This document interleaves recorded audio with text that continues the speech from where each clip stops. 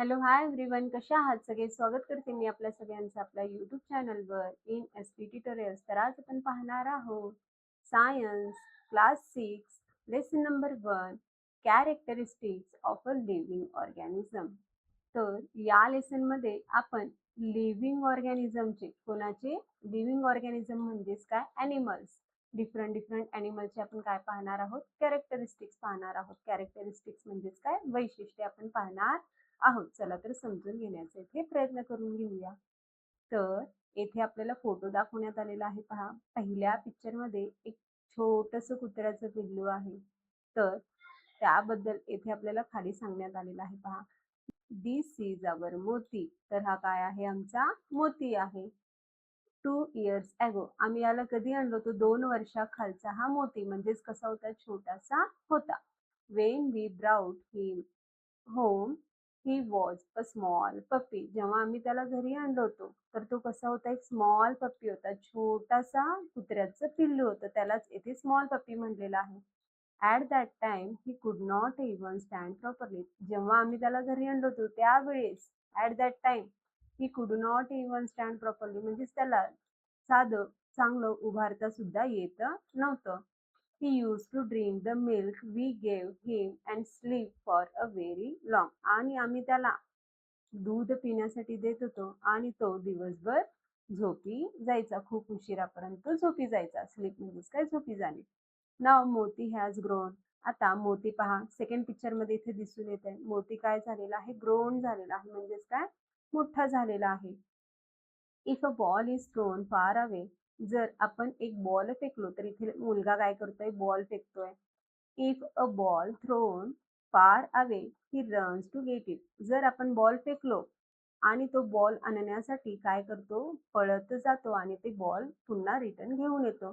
He catches the ball in his mouth and bring it back. आणि आपण जेव्हा त्याला कॅच देतो बॉल तर तो काय करतो? ते बॉल तोंडात पकडतो आणि आपल्याकडे रिटर्न घेऊन येतो. If a biscuit is tossed high up he jumps and catch it in the air. जर आपण बिस्किट हवेत उंच उडवलं, टॉस्ड केलं, वर उडवलं तर तो काय करतो? जम्प करतो आणि त्या बिस्किटला तो काय करतो? हवेमध्येच कॅच करतो.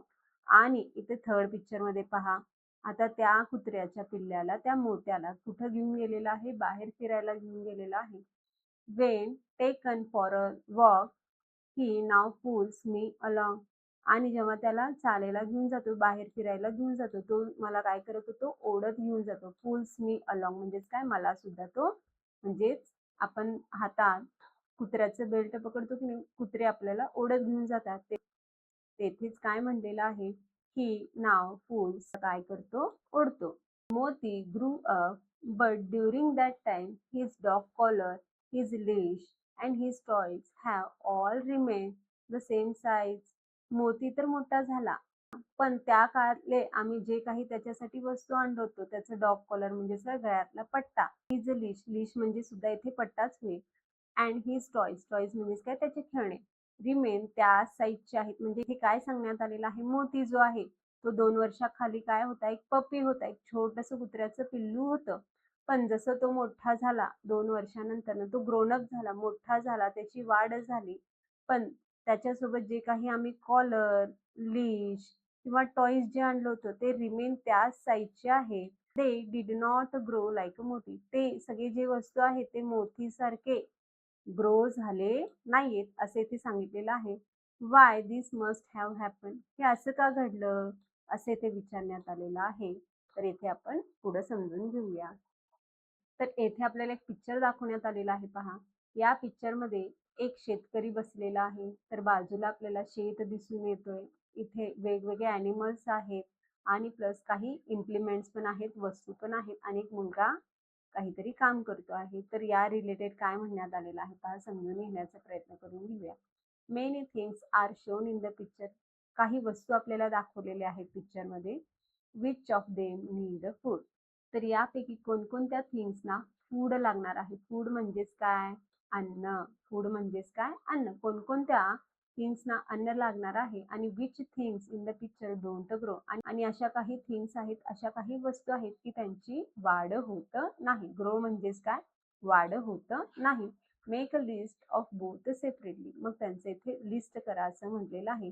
तर लिस्ट करत असताना पहिला कोणाकोणाला फूड लागणार आहे आपण इथे पाहून घेऊया. इथे आहे मॅन, तर माणसाला फूड लागेल, म्हणजेच इथे आपण ह्युमन्स लिहून घेऊया, कारण दोन्ही इथे आहेत तर ह्युमन्स लिहून घेऊया. येथे आहे गोट, येथे आहे बुल ऑर अ काऊ म्हणू शकतो. इथं आहे हेन, कुक आणि काय आहे, चिकन्स आहे. या सगळ्यांना काय लागणार आहे, फूड लागणार आहे. तर फूड कोणाला लागणार नाहीये, तर हा आहे tractor, pot, implements, tub, bucket, bullock cart. या सगळ्यांना काय लागणार नाहीये, फूड लागणार नाहीये. तर अशा प्रकारे आपण येथे टू लिस्ट तयार करू शकतो. तर येथे आपल्याला ऍक्टिव्हिटी देण्यात आलेली आहे. तर त्या ऍक्टिव्हिटीमध्ये आपल्याला काय सांगण्यात आलेलं आहे पहा. तर तुमच्या स्कूल किंवा घरच्या जवळच्या एका लार्ज ट्रीकडे, म्हणजेच काय मोठ्या झाडाजवळ जावा असं म्हटलेलं आहे. आणि त्याच्या आजूबाजूला, त्या झाडाच्या आजूबाजूला, त्या ट्रीच्या आजूबाजूला जे कोणतेही लिव्हिंग ऑर्गॅनिझम म्हणजेच काय, ॲनिमल्स, जे काही मोठे किंवा लहान, स्मॉल किंवा लार्ज लिव्हिंग ऑर्गॅनिझम राहत असतात, त्यांना तुम्ही काय करा म्हणलेलं आहे, केअरफुली ऑब्झर्व करा असं म्हटलेलं आहे. तर ट्री मधल्या सगळ्या पार्ट्सना आपल्याला केअरफुली काय करायचं आहे, ऑब्झर्व करायचं आहे. जसं की ट्रीचा झाडाचा जो ट्रंक आहे, त्या ट्रंकला आपण खोड असे म्हणतो. आणि जे ट्रीचे जे ब्रांचेस आहेत, ब्रांचेस म्हणजेच काय, फांद्यांना आपण ब्रांचेस म्हणतो, त्यांना सुद्धा आपल्याला ऑब्झर्व करायचं आहे. तसेच जे फ्लावर्स आहेत ट्रीवरचे, त्यांना सुद्धा ऑब्झर्व करा म्हणलेलं आहे. आणि जमिनीमधलं जो सॉइल आहे, सॉइल म्हणजेच काय, मातीमध्ये जे गळून पडलेल्या जे पानांचा ढिगारा आहे, जे पानं वाळून खाली पडलेले आहेत जमिनीत, त्या सुद्धा काही लिव्हिंग ऑर्गॅनिझम्स किंवा लिव्हिंग क्रिएचर्स आहेत का, हे ऑब्झर्व करा इथे सांगितलेलं आहे. आणि त्यांचं एक लिस्ट इथे बनवा म्हणलेलं आहे. आणि हे जे काही लिस्ट आहे, हे लिस्ट तुम्ही तुमच्या फ्रेंड्स सोबत काय करा म्हणलेलं आहे, कम्पेअर करा म्हणलेलं आहे. आणि तिचं सुद्धा लिस्ट तुम्ही काय करू शकता, येथे ऑब्झर्व करू शकता. आणि दोघांचं लिस्ट काय करायचं आहे, इथे आपल्याला कंबाईन करायचं आहे. आणि कंबाईन केलेल्या लिस्टमध्ये तुम्हाला झाडाखाली वाढणारे जे काही ग्रास आहे, इथं पहा झाडाखाली आपल्याला ग्रास दिसून येत आहे. या झाडाखाली जे काही वाढणारे ग्रास आहे किंवा लहान सॅपलिंग आहेत, सॅपलिंग म्हणजेच काय, रोप आहेत, यांचा सुद्धा याच्यात समावेश आहे का, हे तुम्ही पहा असं म्हटलेलं आहे. त्याच्यावरून आपल्याला काय समजून आलं की काही लिव्हिंग ऑर्गॅनिझम्स म्हणजेच काही ॲनिमल्स इतके मोठे असतात की ते आपल्याला लांबूनही सहज दिसून येतात. तर काही ऑर्गॅनिझम खूपच स्मॉल किंवा मायक्रोस्कोपिक असतात, जे आपल्या नेकेड आईलाच म्हणजेच काय, उघड्या डोळ्यांना सुद्धा दिसत नाही. पण आकार कोणताही असो, प्रत्येक लिव्हिंग थिंग्सला जगण्यासाठी काय लागणार असतो, एअर, फूड अँड वॉटर म्हणजेच काय, हवा, अन्न आणि पाण्याची गरज असते. अन्नापासूनच त्यांना काय भेटत असते, एनर्जी भेटत असते. आणि त्यामुळेच त्यांचा काय होत असतो, ग्रोथ होत असतो. ग्रोथ म्हणजेच काय, त्यांची वाढ होत असते. दॅट आफ्टर येथे आपल्याला ग्रोथ अँड डेव्हलपमेंट देण्यात आलेला आहे. ग्रोथ म्हणजेच वाढ आणि डेव्हलपमेंट म्हणजेच काय, विकास. तर येथे आपल्याला काय सांगण्यात आलेलं आहे पहा. ग्रोथ मीन्स काय, फक्त शरीराची साईज किंवा हाईट किंवा वेट वाढणे नसते. जसे एखादे बेबी मोठे होते ते सोबतीने क्राउलिंग म्हणजेच काय, रांगते.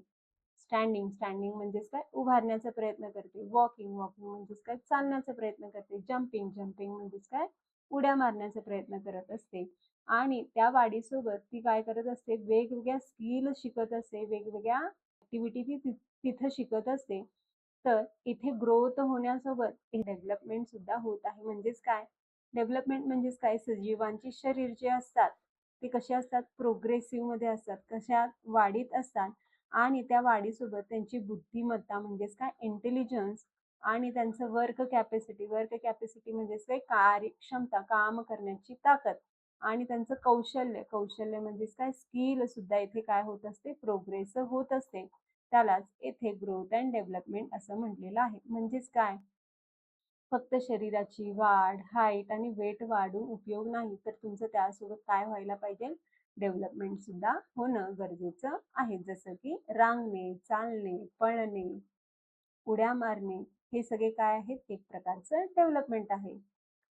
जरी सगळ्या लिव्हिंग ऑर्गॅनिझममध्ये वाढ होत असले तरी ॲनिमलची जी वाढ असते, ॲनिमलचा जो ग्रोथ असतो फक्त एका स्पेसिफिक पिरियडसाठीच असतो आणि तिथे त्या ॲनिमल्सच्या ऑल ऑर्गॅन्सची काय होत असते, ग्रोथ होत असते. पण प्लांट्समध्ये तसा नसतो. तो जोपर्यंत जिवंत असतो तोपर्यंत त्याचं कंटिन्युअसली काय होत असतं, ग्रोथ होत असतं. तर आपण त्यांना पाहू शकतो पहा. तर ॲनिमल्समध्ये सगळेच ऑर्गॅन्स काय होत असतात, ग्रोथ होत असतात. पण जो प्लांटचे जे काही पार्ट्स असतात throughout the its life span such as a girth of tree trunk, length of branches and length of root, यांचं काय होत असतं, कंटिन्युअसली ग्रो होत असतं. म्हणजेच काय, प्लांटचा जो गिर्थ असतो म्हणजेच काय, खोड जो असतो, ट्रंक म्हणजेच काय, खोड, आणि त्याचे जे ब्रांचेस असतात आणि त्याचे जे रूट्स असतात, मुळं असतात, ते कंटिन्युअसली जोपर्यंत तो जिवंत आहे तोपर्यंत ते काय होत असतात, वाढतच असतात.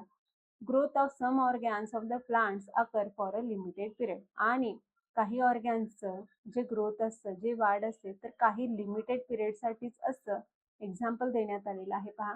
Increases in size of lives, तर येथे पाण्याच्या साईजमध्ये किंवा आकारात इथे काय होत असते, वाढ होत असते. जेव्हा पान गळती होते पुन्हा नवीन पाने येतात, ते पुन्हा पान काय होत असतं, वाढत जातं आणि पुन्हा गळून पडतो.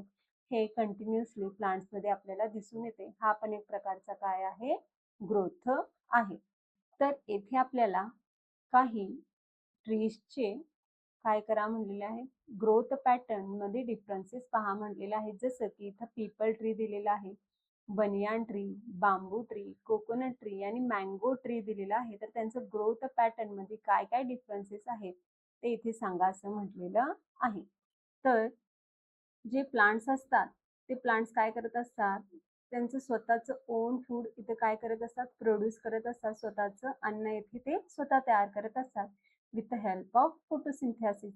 फोटोसिंथेसिस म्हणजेच काय, सनलाईटचा वापर करून आणि जे लीफमध्ये क्लोरोफिल असतात त्या थ्रू काय करत असतात, ते स्वतःचं ओन फूड प्रिपेअर करत असतात. त्याच प्रोसेसला येथे फोटोसिंथेसिस असं म्हटलेलं आहे. Animals depend on plants and other animals on their food. तर ॲनिमल्स हे कोणावर डिपेंडेड असतात, प्लांट्सवर डिपेंडेड असतात. जस्ट लाईक काऊ किंवा डिअर.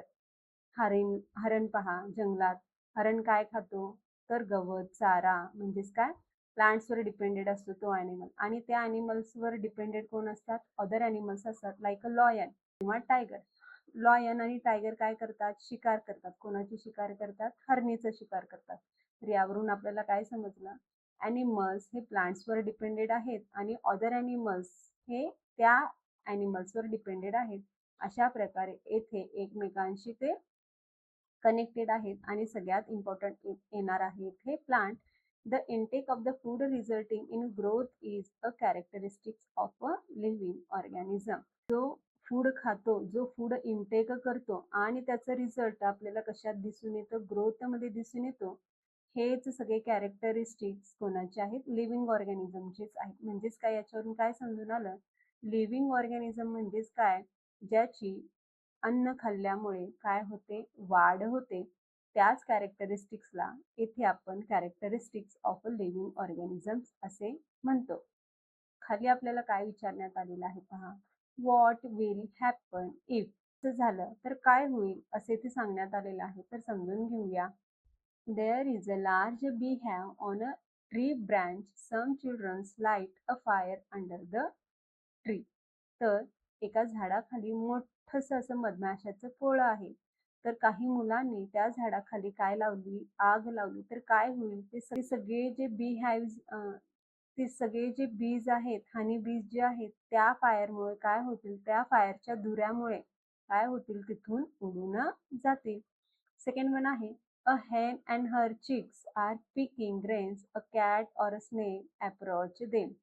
तर कोंबडी आणि कोंबडीची पिल्ले काय करत आहेत, दाणे खात आहेत. तर तेवढ्यातच तिथे मांजर किंवा साप आलेले आहे. तर काय होणार, तर तेथे लगेचच ते जी काही हेन आहे, हेन म्हणजेच काय, कोंबडी, आणि तिचे जे पिल्ले आहेत ते काय करतील, ओरडायला चालू करतील आणि इकडे तिकडे पळायचं चालू करतील.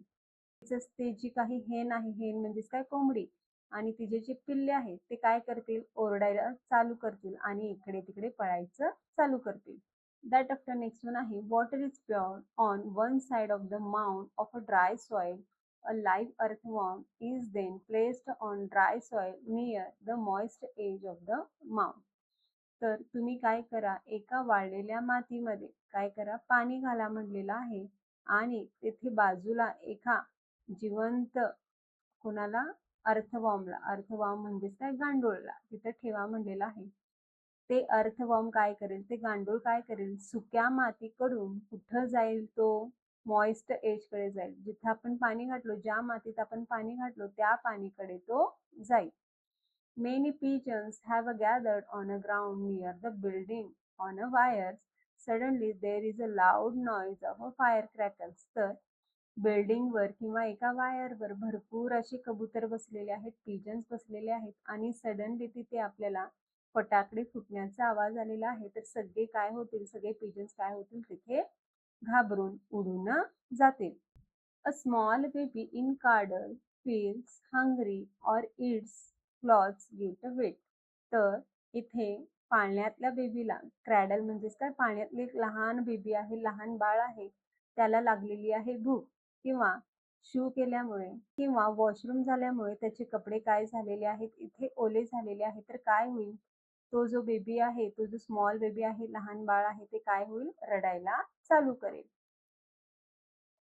That after next one आहे lotus birds were closed during the night and after sunrise sunlight fell upon those birds. रात्रीच्या कमळाच्या बियावर किंवा लोटसच्या बडवर जेव्हा सनराईज पडेल तेव्हा त्या सनलाईटमुळे तेव्हा ते लोटस बर्ड काय होईल, ब्लूम होईल. ब्लूम म्हणजेच काय, खुलेल आणि त्यापासून एक सुंदर असं लोटस फूल तिथे आपल्याला दिसून येईल.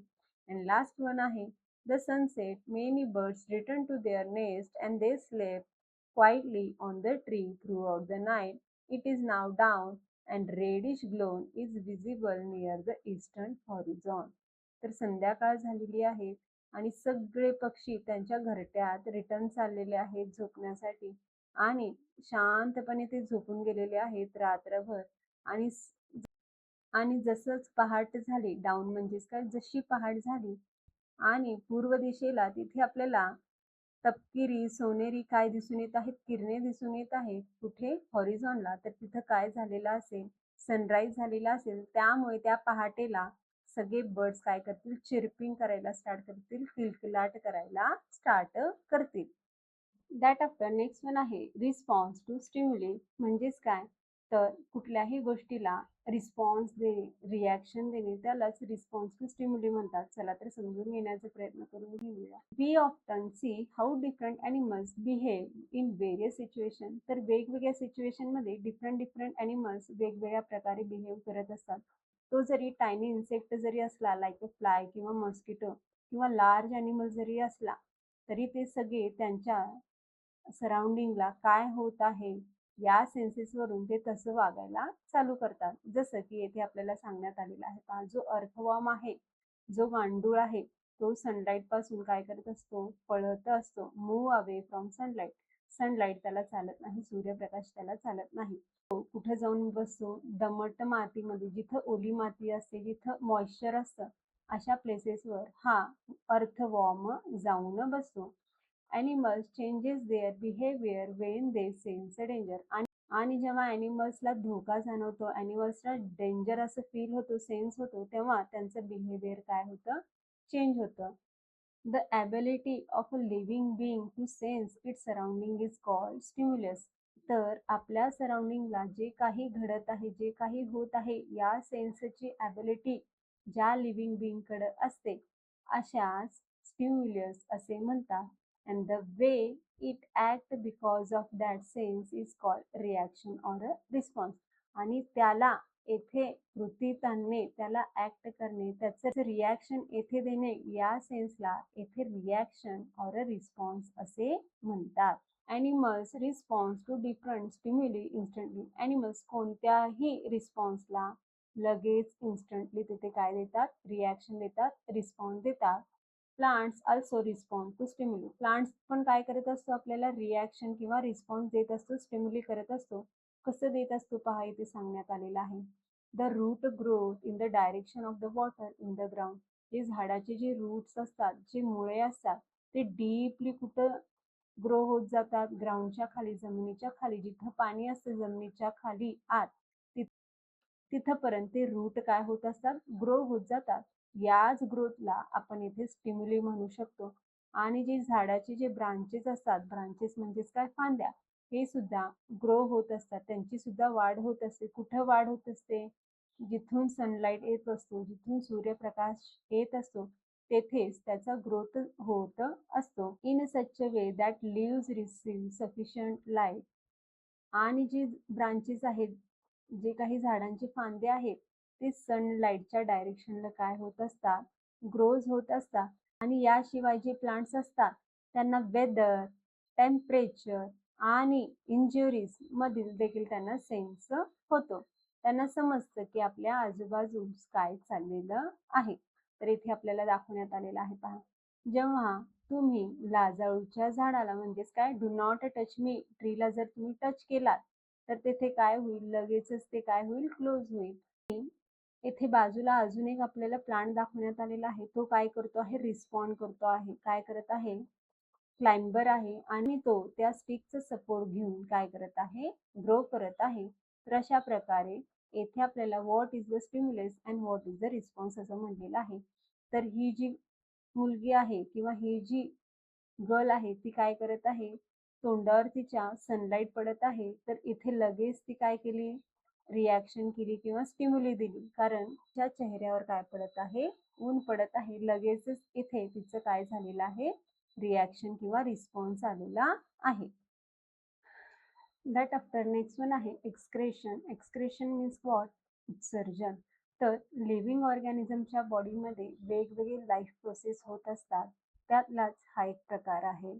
तर येथे लिव्हिंग ऑर्गॅनिझमच्या बॉडीमध्ये किंवा ॲनिमल्सच्या बॉडीमध्ये काही असे वेस्ट मटेरियल काय होतात, तयार होतात किंवा प्रोड्यूस होतात. तर अशा वेस्ट प्रोडक्टला जेव्हा आपली बॉडी काय करते, रिमूव्ह करते, त्याच प्रोसेसला येथे आपण एक्सक्रेशन असे म्हणतो. जसं की जेव्हा आपण ब्रीदिंग आउट करत असतो, जेव्हा आपण श्वास बाहेर सोडत असतो, कोण, ॲनिमल्स, तेव्हा आपण श्वास बाहेर सोडत असताना, ब्रीदिंग आउट करत असताना आपल्या नाकाद्वारे आपण वॉटर व्हॅपर आणि कार्बन डायऑक्साईड बाहेर रिलीज करत असतो, बाहेर सोडत असतो. ॲनिमल स्वेट आणि युरिन पास आउट करतात. स्वेट म्हणजेच काय, घाम, आणि युरिन म्हणजेच काय, युरिनेशन म्हणजेच काय, लघवी करतात. तर ह्या चारही गोष्टी कोणकोणत्या, ब्रीदिंग आउटच्या वेळी जे वॉटर व्हॅपर करणे आणि कार्बन डायऑक्साईड रिलीज करणे आणि स्वेट रिलीज करणे, स्वेट म्हणजेच काय, घाम गाळणे, आणि युरिन पास आउट करणे, या सगळ्या प्रोसेसना आपण एक्सक्रेशनच म्हणतो. आणि हे आपण बॉडी थ्रू काय करत असतो, या वेस्टला आपण एक्सक्रेट करत असतो. एक्सक्रेट म्हणजेच काय, बाहेर टाकत असतो, त्यालाच एक्सक्रेशन असं म्हणतात. तर हे झाले ॲनिमल्समध्ये. तर प्लांट सुद्धा काय करत असतात, एक्सक्रेट करत असतात. तर ते कसे एक्सक्रेट करतात ते इथे आपण पाहून घेऊया. Plant store waste in their bark or in old leaves. तर ॲनिमलमध्ये वेस्ट म्हणून काय होतो, आत्ताच आपण पाहिलं, तर वॉटर व्हॅपर, कार्बन डायऑक्साईड, स्वेट आणि युरिन हे आपलं वेस्ट होतं. तर प्लांट्समध्ये वेस्ट काय असणार आहे, salts, tannins, resin, gums, crystals like a calcium oxalate, हे सगळे हे प्लांटचे वेस्ट आहेत. आणि जेव्हा हे लिव्स म्हणजेच काय, हे जेव्हा जुने पानं गळून पडतात किंवा आणि जो खोड असतो तो खोड खाली गळून पडतो, तेव्हा हा वेस्ट काय होतो, प्लांट्समधून बाहेर पडतो किंवा एक्सक्रेटेड होतो. तर असे काही प्लांट्स आहेत जेव्हा आपण त्यांना इंजुरीज पोहोचवतो, कोण, माणूस, जेव्हा मॅनमेड इंजुरीज किंवा नॅचरल इंजुरीज त्या प्लांट्सला होतात, जेव्हा त्याला जखमा होतात, कोणाला, प्लांट्सला, तेव्हा तो त्याच्या बॉडीमधून, प्लांट्समधून एक स्टिक्की लिक्विड बाहेर रिलीज करतो.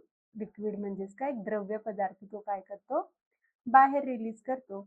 आणि जेव्हा हे लिक्विड वाळून जात आहे, ड्राईड होत आहे, तेव्हा तो काय फॉर्म होतो, त्या लिक्विड पासून काय तयार होणार आहे, गम तयार होणार आहे. त्यालाच आपण मराठीत डिंक असे म्हणतो.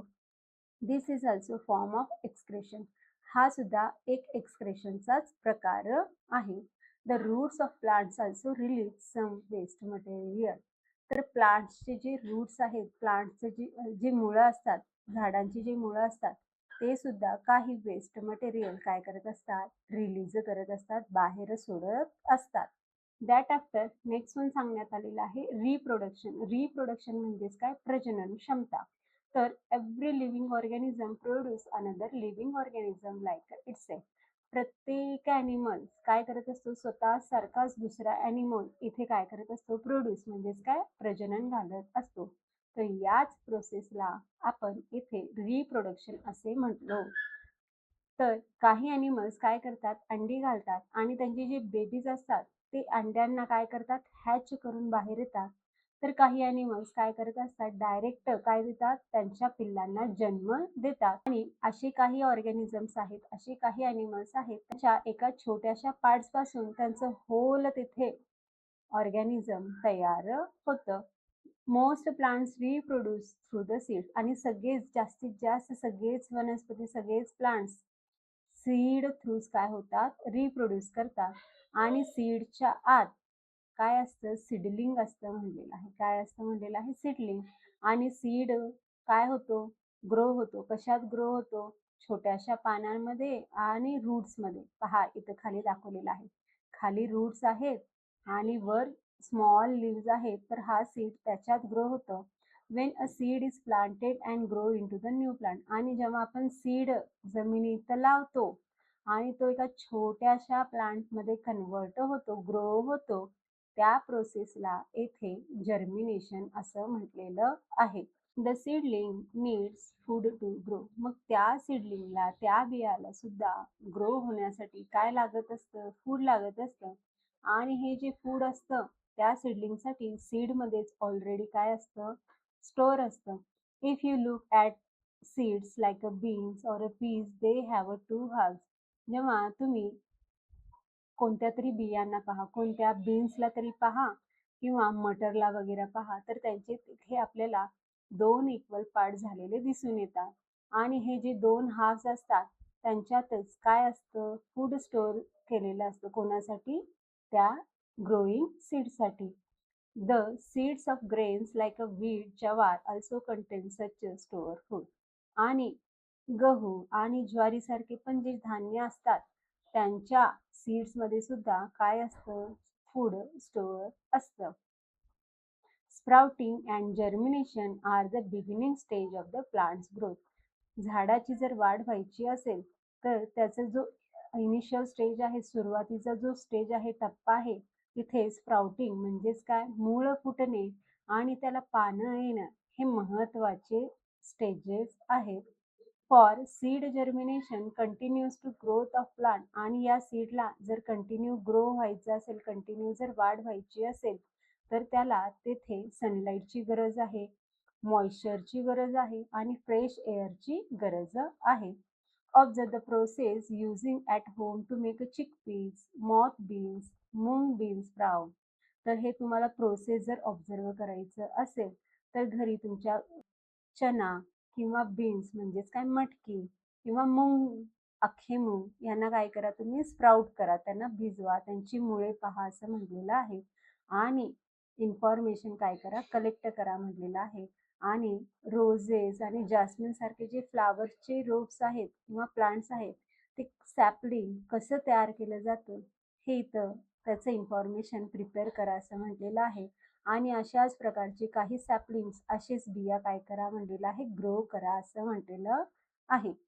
तर याच्यावरून आपल्याला काय समजून आलं, ग्रोथ आणि reproduction are the main characteristics of the living organism. तर लिव्हिंग ऑर्गॅनिझम म्हणजेच काय, ॲनिमल्सचे दोन मेन कॅरेक्टरिस्टिक्स आहेत. ह्या दोन गुणांमुळेच त्याला आपण लिव्हिंग थिंग्स असे म्हणतो.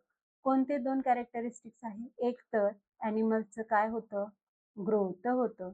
आणि सेकंड वन, तो काय करतो, रिप्रोडक्शन करतो, म्हणजे त्याच्यासारख्याच एका प्राण्याला तो जन्म देतो, त्यालाच येथे रिप्रोडक्शन म्हणलेलं आहे. हे दोन मेन कॅरेक्टरिस्टिक्स हे लिव्हिंग ऑर्गॅनिझमचे आहेत. म्हणून आपण जेव्हा आपण डिस्टिंग्विश करतो, जेव्हा आपण डिफरन्स पाहत असतो कोणात, लिव्हिंग थिंग्स आणि नॉन लिव्हिंग थिंग्स किंवा लिव्हिंग ऑर्गॅनिझम आणि नॉन लिव्हिंग ऑर्गॅनिझम मध्ये, हे दोन मेन सायन्स काय आहेत, इम्पॉर्टंट आहेत. कारण लिव्हिंग ऑर्गॅनिझम मध्ये आपण आत्ताच पाहिलं ग्रोथ झालेला आणि रिप्रोडक्शन झालेला.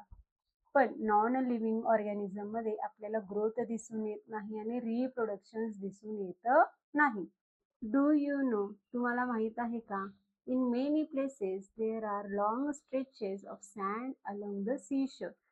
आपल्या भारतात समुद्र किनाऱ्यावर असे वाळूचे लांबच लांब पट्टे आहेत. कुठे? भरपूर जागी.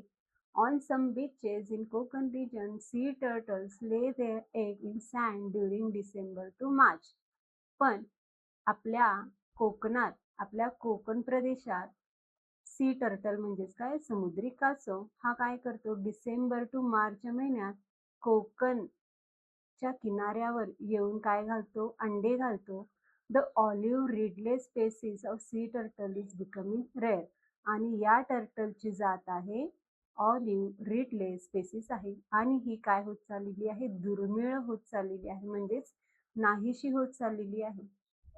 तर ही जी फिमेल टर्टल आहे ती काय करते, बीचवर काय करते, डिग करते, म्हणजेच काय, खड्डा खोदते आणि त्या खड्ड्यात ती काय करते, ती सगळे तिचे अंडे घालते. आणि ती अंडे अशा जागी घालते, म्हणजेच काय, अशा जागी ती खड्डा खोदून ती अंडी घालते जिथे सूर्यप्रकाश, जो सनराईज आहे किंवा जो सनलाईट आहे तो तेथे त्या अंड्यांवर पडणं गरजेचं आहे. अशा प्रकारे ती तेथे अंडे लेड करते. Once the hatchingly have grown inside the egg break open and babies came out. जेव्हा अंड्यांचा ग्रोथ होतो तेव्हा त्या अंड्यामधून बेबी काय करतात, हॅचिंग करून बाहेर येण्याचा प्रयत्न करतात. Hundreds of hatchling emerge from this eggs almost at the same.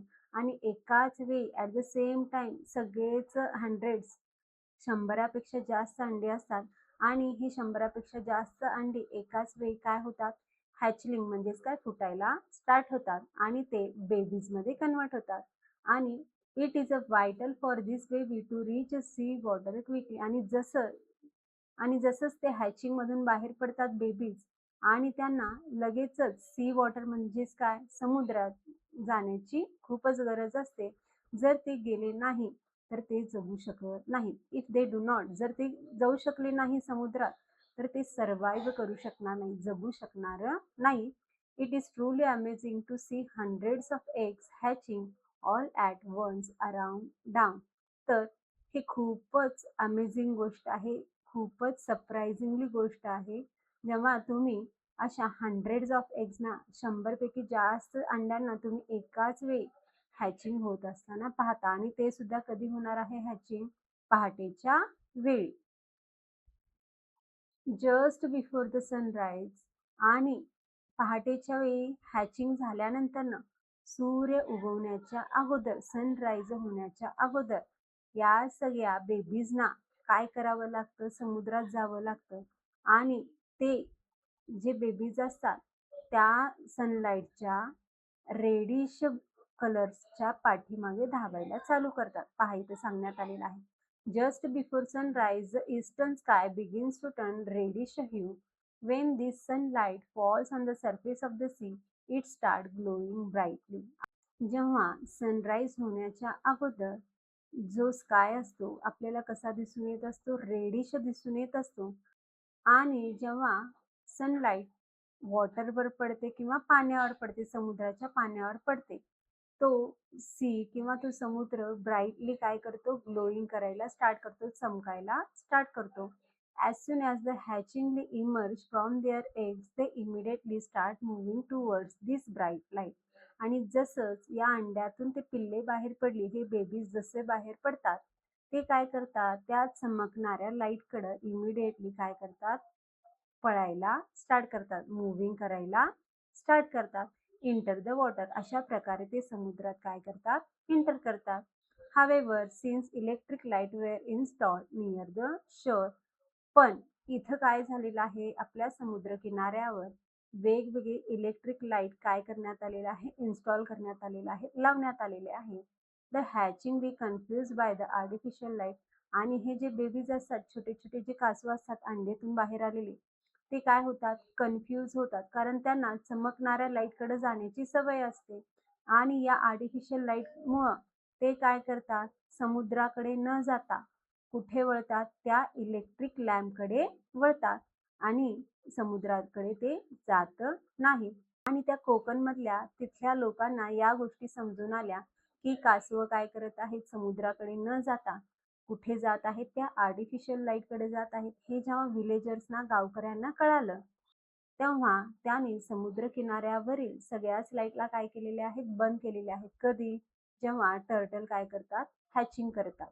They now keep a watch on the shore to help all the hatchlings reach the sea safety. आणि सगळेच गावकरी लोक हॅचलिंगसाठी काय करतात, तिथे मदत करतात आणि सगळे जे टर्टल आहेत, बेबी टर्टल, ते सेफली सी मध्ये पोहोचतात का नाही याची सुद्धा ते काळजी घेतात. During this time hundreds of villagers became friends of the turtle. मग अशा प्रकारे त्या गावातले सगळेच विलेजर्स काय होतात, त्या टर्टलचे काय म्हणतात, फ्रेंड्स म्हणतात. त्यालाच येथे कासव मित्र असं म्हटलेलं आहे. काय म्हटलेलं आहे? कासव मित्र म्हटलेलं आहे. Some village even celebrate a turtle festival. तर काही विलेजेसमध्ये, काही गावांमध्ये कासव महोत्सव सुद्धा येथे सेलिब्रेट केला जातो. For this honour of this event, घटनांमुळे तेथे कासव महोत्सव सुद्धा सेलिब्रेट केला जातो. तर खाली आपल्याला 2 क्वेश्चन्स विचारण्यात आलेला आहे. पहा, Y is this care taken for the sea turtle. यांची काळजी का घेतली जाते? तर आताच वर पाहिलं तुम्ही, सर्च आउट करून लिहून घ्या. Find out where and when the turtle festivals held in Konkan. That after next one आहे रेस्पिरेशन. त्यालाच काय म्हणतो आपण? श्वासोश्वास. Many animals breathe through their nose. जास्तीत जास्त ॲनिमल्स त्यांच्या नाकावाटेच काय करत असतात? ब्रीद करत असतात, श्वास घेत असतात. Taking air into the lungs through the nose called इनहॅलेशन. नाकातून श्वास घेणे आणि फुफ्फुसांपर्यंत पोहोचवणे, लंग्स म्हणजेच काय, फुफ्फुसांपर्यंत पोहोचवणे, याला इनहॅलेशन म्हणतात. म्हणजेच काय? श्वास घेणे. And release carbon dioxide gas and water vapour is called inhalation. आणि नाकावाटेच कार्बन डायऑक्साईड बाहेर सोडणे आणि वॉटर व्हॅपर बाहेर सोडणे, यालाच एक्झहॅलेशन म्हणतात. The process of inhalation and exhalation continue one after the other. आणि हा जो प्रोसेस असतो, इनहॅलेशन झाला की एक्झहॅलेशन होतं, एक्झहॅलेशन झाला की पुन्हा इनहॅलेशन होतो, आणि हा एकामागं एक हा प्रोसेस होतच जातो, कधीही थांबत नाही. Animals that do not have a nose or a lungs take oxygen by their means. आणि ज्या ॲनिमल्सला नोज नाहीये किंवा लंग्स नाहीये, ते त्यांच्या मीन्स म्हणजेच काय, त्यांच्या ज्या वाटाद्वारे त्यांना ऑक्सिजन घ्यायचा आहे त्याद्वारे ते घेतात. The process of the producing energy in the body through the reaction of the oxygen and the food consume by the living thing is called respiration. आत्ताच आपण पाहिलो की आपण काय करतो, नाकाद्वारे ऑक्सिजन घेतो, आणि हा जो ऑक्सिजन असतो, आपण जे फूड इनटेक करतो, जे अन्न खातो, त्या अन्नामध्ये हा ऑक्सिजन काय होतो, मिक्स होतो. आणि जेव्हा हा ऑक्सिजन त्या फूडमध्ये किंवा त्या अन्नामध्ये मिक्स होतो, त्या प्रोसेसमध्ये आपल्या बॉडीला भेटते एनर्जी. काय भेटते? एनर्जी भेटते. म्हणजेच इथं काय झालेलं आहे, ऑक्सिजनचं आणि फूडचं रिॲक्शन होऊन आपल्या बॉडीमध्ये येथे एनर्जी भेटलेलं आहे, आणि याच प्रोसेसला येथे रेस्पिरेशन असं म्हटलेलं आहे. Plants are living organism. Respirations occur with their cell too. प्लांट्स पण काय आहेत? एक लिव्हिंग ऑर्गॅनिझम आहेत. म्हणजेच काय, प्लांट्स पण हे लिव्हिंग थिंग्स आहेत, आणि ते सुद्धा काय करत असतात? रेस्पिरेशन करत असतात. काय करत असतात? रेस्पिरेशन करत असतात. कुठून करत असतात? त्यांच्या बॉडीच्या सेलमधून करत असतात. Breathing and respirations are two different process. Breathing करणे म्हणजेच काय, श्वास घेणे, आणि रेस्पिरेशन करणे म्हणजेच काय, जो ऑक्सिजन असतो तो फूडमध्ये मिक्स होणे आणि त्यातून आपल्या बॉडीला एनर्जी भेटणे. या दोन्ही गोष्टी काय आहेत? डिफरंट प्रोसेस आहेत. ब्रीदिंग हा दुसरा प्रोसेस आहे आणि रेस्पिरेशन दुसरा प्रोसेस आहे. दोन्ही टू डिफरंट प्रोसेस आहेत. Observe animal like earthworm, flies and butterflies check if they breathe. तर इथे आपल्याला ऑब्झर्व करा म्हणलेलं आहे, पहा असं म्हणलेलं आहे. जो अर्थवॉर्म आहे, गांडूळ जो आहे, किंवा माशा किंवा बटरफ्लाय जे आहे, ते सुद्धा ब्रीद करतात का, हे पहा असे इथे म्हणण्यात आलेलं आहे. दॅट आफ्टर येथे म्हणलेलं आहे मुवमेंट. मुवमेंट म्हणजेच काय? हालचाल. Movement is shown by the animals to obtain food, protection, shelter, and as a response to stimuli. Animals किंवा लिव्हिंग ऑर्गॅनिझम हा मुवमेंट का करत असतो? कारण त्याला फूड ऑब्टेन करायचं असतं, त्याला अन्न मिळवायचं असतं, त्याला स्वतःचं प्रोटेक्शन करायचं असतं, रक्षण करायचं असतं, त्याला शेल्टर पाहिजे म्हणजेच काय? त्याला निवाऱ्याची गरज असते आणि तो प्रत्येक गोष्टीला इथे काय करत असतो? Response to stimuli. समोरून जसं आजूबाजूला सराउंडिंग मधून काय चेंजेस होत आहे त्या सेन्सेसनुसार तो स्वतःमध्ये काय करत असतो? स्टिम्युली घडवून आणत असतो. जसं की walking, jumping, swimming, which is the type of movement you have observe. तुम्ही चालताना, जंप करताना किंवा स्विमिंग पाहत असताना मुवमेंट्स पाहिलेला असाल, त्याला ऑब्झर्व करा असं म्हटलेलं आहे. पण जे प्लांट्स असतात म्हणजेच काय? झाडे, ते एका जागेवरून दुसऱ्या जागी मूव्ह करू शकत नाही. पण ते काय करतात? आपल्याला रिस्पॉन्स टू स्टिम्युली देतात. म्हणजेच काय? ते काय करत असतात? आपल्याला रिॲक्शन म्हणजेच आपल्याला रिस्पॉन्ड देत असतात.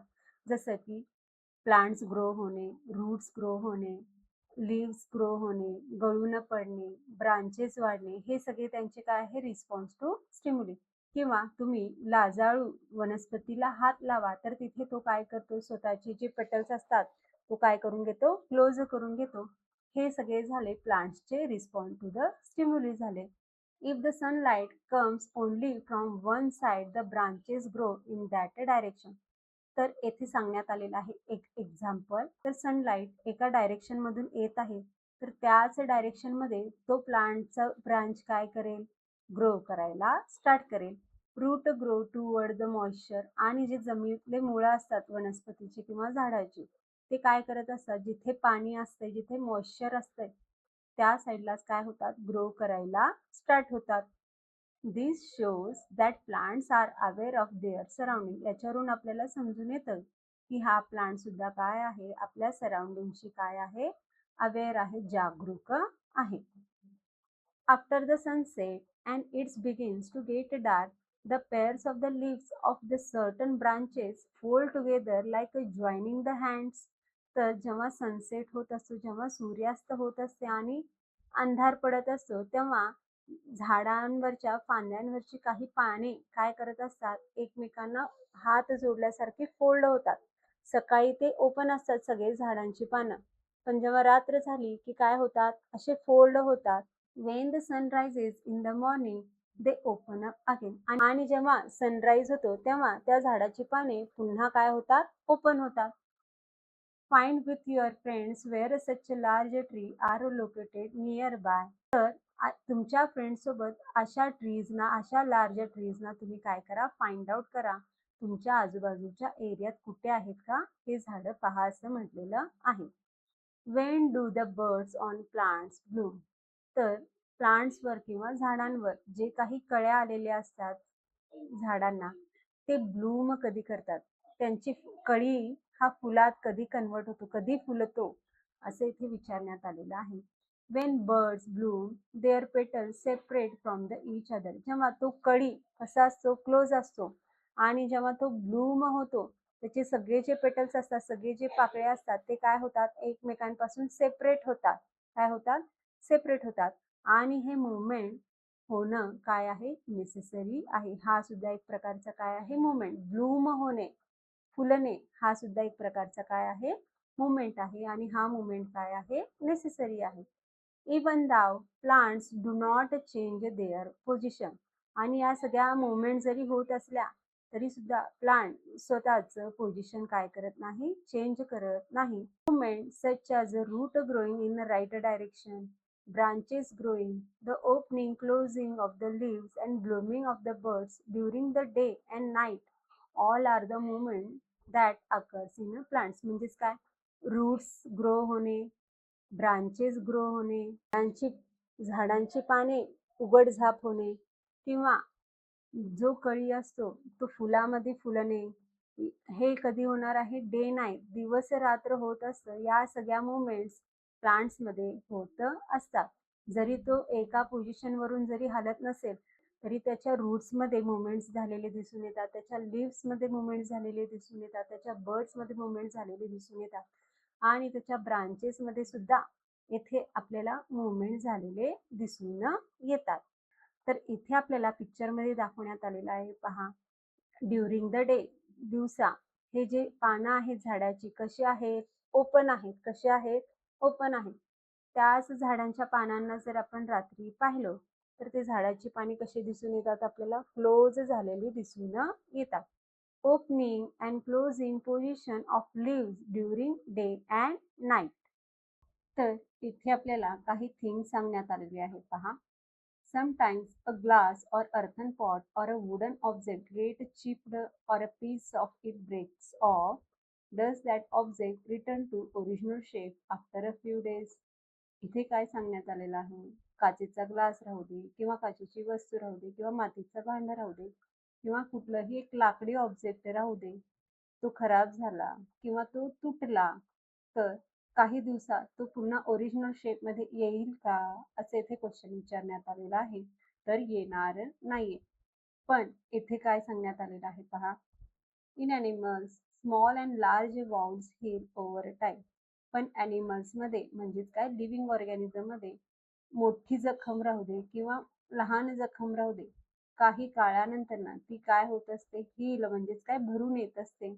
However, those parts of body became the same as earlier. आणि पहिल्यासारखी कशी होती ती बॉडी त्याच प्रकारे आणि तो पार्ट आणि तो जो कोणताही पार्ट तिथे इंजर झालेला असेल तो पुन्हा पहिल्यासारखा हील होऊन पहिल्यासारखा दिसायला लागतो.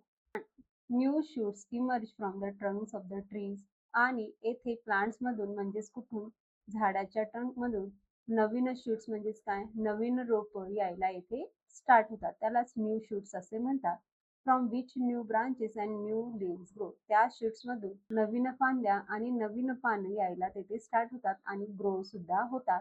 दिस is because new cells are constantly being form. म्हणजेच इथे आपल्याला समजून आलं ॲनिमल्स राहू दे किंवा प्लांट्स राहू दे त्यांच्या बॉडीमध्ये न्यू सेल्स कंटिन्युअसली काय होत असतात? तयार होत असतात, फॉर्म होत असतात. There are differences in structure of cells in various parts such as bones, muscles and skin. तर येथे आपल्या बॉडीमधले जे काही सेल्स आहेत त्या प्रत्येक सेलचं जे स्ट्रक्चर्स असणार आहेत ते काय असणार आहेत? प्रत्येक सेल्स पासून डिफरन्स असणार आहेत. म्हणजेच काय? बोनचं सेल वेगळं असणार, मसल सेल्स वेगळे असणार आहेत आणि स्किनचा सेल पण काय असणार आहे? डिफरंट असणार आहे. From the muscles and bones. The body of all living organism made up of the cells. मग यावरून आपल्याला काय समजून आलं? जो लिव्हिंग ऑर्गॅनिझम असतो त्याची जी बॉडी तयार झालेली असते कशापासून तयार झालेली असते? सेल्स पासून तयार झालेली असते. Every living cell in the body requires nutrient and oxygen. आणि आपल्या बॉडीमधल्या प्रत्येक सेलला, ईच सेल्सला काय लागणार आहे? न्यूट्रिएंट लागणार आहे आणि ऑक्सिजन लागणार आहे. तर येथे आपल्याला एक पडल दाखवण्यात आलेला आहे पहा. पडल म्हणजेच काय? एका खड्ड्यामध्ये पाणी साचलेलं आहे आणि त्या पाण्यात आपल्याला काही इन्सेक्ट दिसून येत आहेत. तर ते काय होत आहेत? त्या पाण्यामध्ये ग्रो होत आहे. तर त्याच रिलेटेड येथे सांगण्यात आलेलं आहे पहा. The water tank which are not clean regularly container where water is stored for a long time. You might see mosquitoes larvae in such places. Water tank राहू दे किंवा मोठे मोठे कंटेनर राहू दे, तिथं तुम्ही काय करता? वॉटर स्टोअर करता आणि त्या वॉटरला तुम्ही जर रेग्युलरली क्लीन केला नाही, लॉंग टाइम खूप दिवसापासून जर त्याला क्लीन केला नाही तर अशा पाण्यामध्ये काय होतात? मॉस्किटोचे जे लार्वे असतात म्हणजेच काय मच्छरांचे जे अळे असतात तिथं काय करतात? ते ग्रो व्हायला स्टार्ट करतात. If a container of the water is left uncovered in a dark corner of the home. जर तुम्ही एका कंटेनर मधलं म्हणजेच काय एका बॉटल मधलं पाणी काय करून ठेवा? ओपन करून ठेवा आणि एका डार्क कॉर्नर जिथं लाईट जात नाही, जिथं लाईट पास होत नाही अशा कॉर्नर मध्ये जर तुम्ही कंटेनर ठेवलात तर काही दिवसानंतर जर तुम्ही पाहिलात त्या पाण्यामध्ये तुम्हाला तिथे small larvae of the mosquito म्हणजेच काय मच्छरांचे जे अळ्या असतात ते तुम्हाला तिथे मूव्हिंग करताना, वर खाली करताना, ग्रोईंग करताना तुम्हाला तिथे दिसून येणार. If you observe them daily, आणि जर तुम्ही रोज त्यांना ऑब्झर्व करत असाल तर तुम्हाला तिथे नोटीस येईल, तुम्हाला दिसून येईल की काही दिवसानंतर त्या आळ्यातून, त्या स्मॉल लार्वेमधून ते मॉस्किटोमध्ये काय झालेले असतात, ट्रान्सफर झालेले असतात. Y are they so many mosquitoes in puddles or near the edges of the pond? त्यामुळे हे मॉस्किटोज पडलच्या जवळ किंवा पॉन्डच्या जवळ का दिसून येतात हे तुम्हाला समजलं का? मॉस्किटोंना रिप्रोडक्शनसाठी कशाची गरज असते? वॉटरची गरज असते. आणि मॉस्किटो काय करतो, त्या पाण्यामध्ये, त्या वॉटरमध्ये काय करतो, ले द एग्स, अंडी घालतो. आणि या पाण्यामध्येच ती अंडी काय होतात, ग्रोन अप होतात, वाढतात, आणि तिथूनच ते लार्वे होतात. अळ्यांपासून ते पुन्हा काय तयार होतात, मॉस्किटोज तयार होतात. अशा प्रकारे येथे मॉस्किटो रिप्रोडक्शन करतो through the water. Uniquely yours, you must have seen the young ones of the many animals like a cow, dog, mice and the cockroaches. तर तुम्ही आतापर्यंत अशा काही भरपूर ॲनिमल्सला पाहिलात, त्यांच्या पिल्लांना सुद्धा पाहिलात. पहा, गाईच्या पिल्लाला पाहिलात, वासरू म्हणतो हा गाईसारखाच दिसतो. कुत्र्याच्या पिल्लाला पाहिलात, डॉग्सच्या पप्पीजना पाहिलात, ते सुद्धा कुत्र्यासारखेच दिसतात. माईसला पाहिलात म्हणजेच काय, उंदरांना पाहिलात, त्यांच्या पिल्लांना सुद्धा पाहिलात, ते त्यांच्यासारखेच दिसून येतात. आणि कॉक्रोचेसना सुद्धा आपण पाहिलं. तर you must have seen the young ones of the fish and birds as well as. तुम्ही फिशच्या पण यंग वन्सला पाहिलात, फिशच्या पण पिल्लांना पाहिलात आणि पक्ष्यांच्या पण पिल्लांना पाहिलात. Some animals are born from egg, while in some animals mother gives birth to young ones. तर काही ॲनिमल्स अंड्यामधून बाहेर येतात, तर काही ॲनिमल्सला त्यांची आई काय घालते, जन्माला घालते. Even though these young ones are small, their body structure and feathers are very similar to their parents. जरी हे ॲनिमल्स, हे यंग वन्स, हे जे पिल्ले असतात त्यांची, हे जरी दिसायला स्मॉल जरी असली तरी त्यांची जी बॉडी स्ट्रक्चर असते आणि त्यांचा जो फीचर असतो तो त्यांच्या पेरेंट्स सोबत काय होत असतो, मॅचच होत असतो. म्हणजेच काय, फॉर एक्झाम्पल इथे सांगण्यात आलेलं आहे, पहा. As soon as you see a kitten you identify it's a young cat. जर तुम्ही मांजरीच्या पिल्लाला पाहिलात, किटन म्हणजेच काय, मांजरीच्या पिल्लाला पाहिला, तर तुम्ही लगेचच त्याला ओळखता की हा मांजरीचा काय आहे, पिल्लू आहे. The same is true for young ones of the buffalo, cow and elephant. आणि अशाच प्रकारे आपण बफेलोच्या पण पिल्लूला ओळखू शकतो, काऊच्या पण वासरूला ओळखू शकतो आणि हत्तीच्या पण पिल्लाला ओळखू शकतो, कारण ते त्यांच्या पेरेंट्स सारखेच दिसतात. Sometimes there is a great difference between the bodies of the young ones and their parents. पण असे काही ॲनिमल्स आहेत, असे काही लिव्हिंग थिंग्स आहेत, तर त्यांची जी पिल्ले असतात, त्या पेरेंट्सची जी पिल्ले असतात त्यांच्यापेक्षा खूपच डिफरन्स दिसतात. आणि त्यांचे जे पेरेंट्स असतात ते त्यांच्या यंग वन्सपेक्षा खूपच डिफरन्स असतात. You cannot even tell which animals the young ones belong to. Have you ever seen this? आणि तुम्ही त्या यंग वन्सला पाहिलात का, आणि तो कुठला ॲनिमल्स आहे, आणि तुम्ही कधी त्याला पाहिलात का, असे इथे विचारण्यात आलेलं आहे. चला तर येथे आपण life cycle of a frog पाहणार आहोत. जो फ्रॉग आहे तो कसा जन्मतो, कसा वाढतो आणि कशात ट्रान्सफर होतो, या गोष्टी येथे आपण पाहणार आहोत. At the beginning of the rainy season, observe the branches of the small plants present near the edges of the pond closely. तर पावसाळा सुरू होण्याच्या वेळीस तर झाडांच्या फांद्यांना लक्षपूर्वक पहा म्हणलेलं आहे. झाडांच्या फांद्यांजवळ जे तळे साचलेले असते, पाण्याचे तळे, त्याच्यात झाडांच्या फांद्यांजवळ खाली जमिनीकडं जे काही तळे साचलेले असते त्या तळ्यांना लक्षपूर्वक पहा असं म्हटलेलं आहे. You might C a cluster of eggs that look like a white foam. आणि तुम्हाला तेथे एक क्लस्टर सारखा म्हणजेच काय, एक व्हाईट फोम, एक फेस आलेला सारखा तुम्हाला तिथे एक व्हाईट फोम दिसून येईल. Bring some of those eggs along with a small piece of the branch and put them in large jar filled with the water. आणि त्यातल्या काही एग्जना, त्यातल्या काही अंड्यांना तुम्ही काय करा, छोट्याशा पानावर त्या एग्जना घेऊन या आणि त्याला एका मोठ्या जारमध्ये, पाण्यामध्ये भरून ठेवा असं म्हटलेलं आहे. Make sure that the branches stay slightly above the water. आणि जो झाडाची फांदी आहे ते कंपल्सरी त्या पाण्याच्या वर असणं गरजेचं आहे. If possible use a water from the pond itself. आणि तुम्हाला शक्य असल्यास त्या पॉन्ड मधलं जिथून तुम्ही अंडे आणलेला आहात त्याच पॉन्ड मधलं पाणी त्या बरणीत भरा किंवा त्या जार मध्ये भरा असं म्हटलेलं आहे. Put a leaf in the jar for them आणि observe the jar for a week. एक आठवड्यापर्यंत त्या जारला काय करा म्हणलेलं आहे, ऑब्झर्व करा म्हणलेलं आहे. थ्राइस अ डे, दिवसातून 3 वेळा त्या जारला पहा म्हणलेलं आहे. Do not forget to write down the dates. आणि ते डेट्स लिहून काढा असं म्हणलेलं आहे. Draw picture of what you observe each day. आणि प्रत्येक दिवशी तुम्ही काय पाहता त्याचं पिक्चर तिथे ऑब्झर्व करा असं म्हटलेलं आहे. Discuss among your friends about the picture they have drawn, observation they had made and how many days change टूक अ प्लेस. तर ह्या सगळ्या गोष्टी तुम्ही तुमच्या फ्रेंड्ससोबत डिस्कस करा. त्यांनी कोणकोणते पिक्चर्स ड्रॉ केलेले आहेत ते पहा आणि हे चेंजेस होण्यासाठी किती दिवस लागलेले आहेत हे सुद्धा ऑब्झर्वेशन करा असं म्हटलेलं आहे. तर येथे आपल्याला सांगण्यात आलेलं आहे पहा. The larva that hatches from the egg does not look like a frog at all. ज्या अंड्यांमधून जेव्हा अंडी हॅच होतात म्हणजेच अंडी फोडून जो लार्वा बाहेर येतो म्हणजेच काय, ज्या अळ्या बाहेर येतात तो फ्रॉग सारखा दिसत नाही. स्टार्टिंगला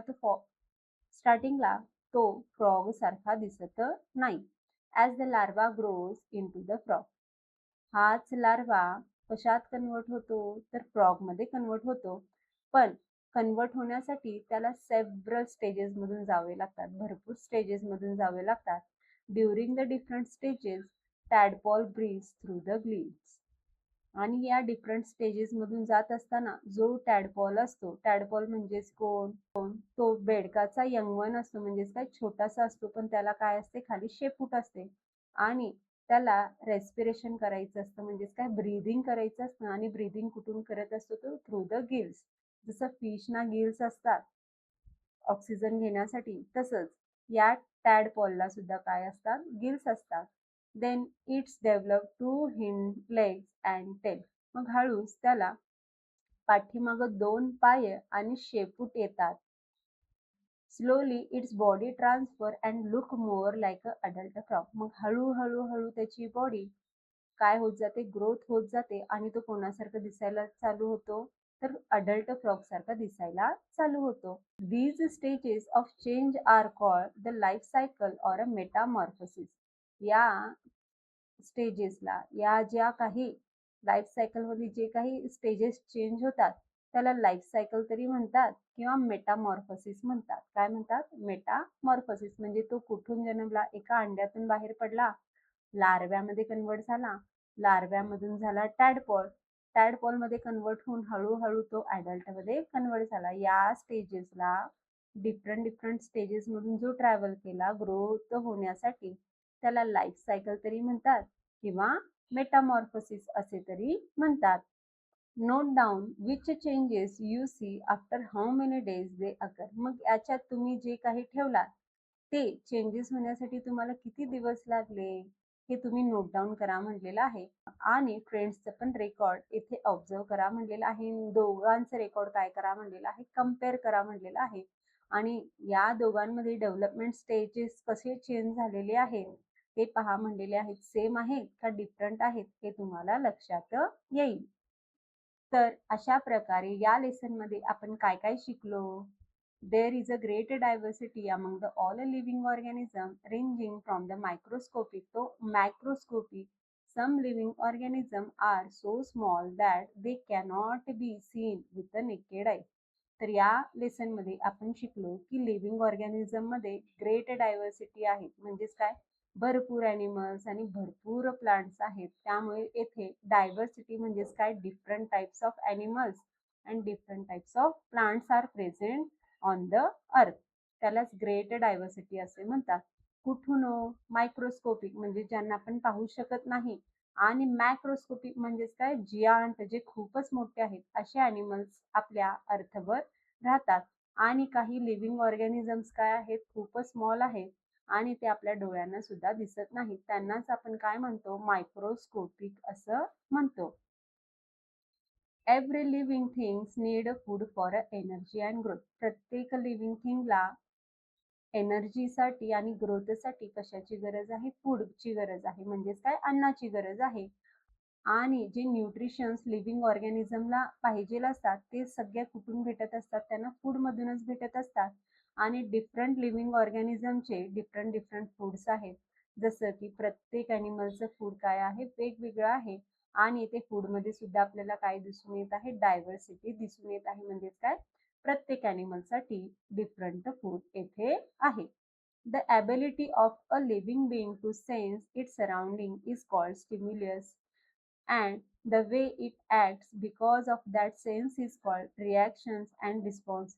तुमच्या तुमच्या सराउंडिंगला, तुमच्या आजूबाजूला ज्या काही गोष्टी होत आहेत त्याला तुम्ही सेन्स करता, तुम्ही त्या सेन्सला एबल आहात, त्यालाच येथे स्टिम्युलस असं म्हटलेलं आहे. आणि या सेन्स रिलेटेड तुम्ही जे काही ऍक्ट करता, या सेन्स रिलेटेड जे काही तुम्ही ऍक्ट करता त्यालाच रिॲक्शन किंवा रिस्पॉन्स असं म्हटलेलं आहे. तर प्लांट सुद्धा काय करतात? रिस्पॉन्स टू स्टिम्युली आहे, ते सुद्धा आपल्याला रिस्पॉन्ड करतात, ते सुद्धा ऍक्ट करतात. तर येथे एक्सक्रेशन म्हणलेलं आहे. तर एक्सक्रेशन ॲनिमल्स मध्ये सुद्धा होतो आणि प्लांट्स मध्ये सुद्धा होतो. ॲनिमल्स मध्ये एक्सक्रेशन कसे होते पहा, कार्बन डायऑक्साईड, स्वेट आणि फिसेस आणि युरिनद्वारे होतात. तर प्लांट्स मध्ये शेडिंग ऑफ द लीव्स, पान गळणे, फॉलिंग ऑफ द बार्क, खोड पडणे आणि गम म्हणजेच काय, डिंक बाहेर पडणे, या सगळ्या गोष्टी एक्सक्रेशन्स मध्ये होतात. Animals can move and change their locations. Plants cannot change their place on their own, but various types of movements do occur in plants. तर ॲनिमल्स मूव्ह करू शकतात त्यांच्या अकॉर्डिंग टू द लोकेशननुसार, त्यांच्या इच्छेनुसार ते कुठेही मूव्ह करतात. पण प्लांट स्वतःचं पोझिशन चेंज करू शकत नाहीत, बाय ओन ते करू शकत नाहीत. पण येथे प्लांट्समध्ये different different types of movements आपल्याला दिसून येतात. The growth of a new plant from seed is called germination. एका न्यू प्लांटचं येथे ग्रोथ होत आहे, कुठून होत आहे? थ्रू द सीड्स, त्यालाच येथे जर्मिनेशन असं म्हटलेलं आहे. Growth, response to stimuli, excretion, respiration, reproduction, movement, हे सगळे कोणाचे कॅरेक्टर्स आहेत? हे सगळे कोणाचे कॅरेक्टरिस्टिक्स आहेत? तर लिव्हिंग ऑर्गॅनिझमचे. काय आहे? Living organism. शरीराची वाढ होणे, रिॲक्शन देणे, रिस्पॉन्स देणे, बाहेर उत्सर्जन करणे, वेस्ट मटेरियल बाहेर काढणे, रेस्पिरेशन करणे म्हणजेच काय, ऑक्सिजन घेणे आणि कार्बन डायऑक्साईड बाहेर सोडणे, आणि रिप्रोडक्शन करणे आणि मूवमेंट करणे, एका जागेवरून दुसऱ्या जागी जाणे, ह्या सगळ्या गोष्टी लिव्हिंग ऑर्गॅनिझमच्या कॅरेक्टरिस्टिक्स आहेत. Among these growth and reproduction are the main characteristic. पण या सगळ्यांमध्ये सगळ्यात इम्पॉर्टंट काय आहे? ग्रोथ आहे आणि सेकंड वन आहे रिप्रोडक्शन. हे दोन मेन कॅरेक्टरिस्टिक्स आहेत कोणाचे? लिव्हिंग ऑर्गॅनिझमचे. During the periods of growth, significant change occur in the body structure of some living organism. Such changes are called the life stages or a life cycle of that living thing.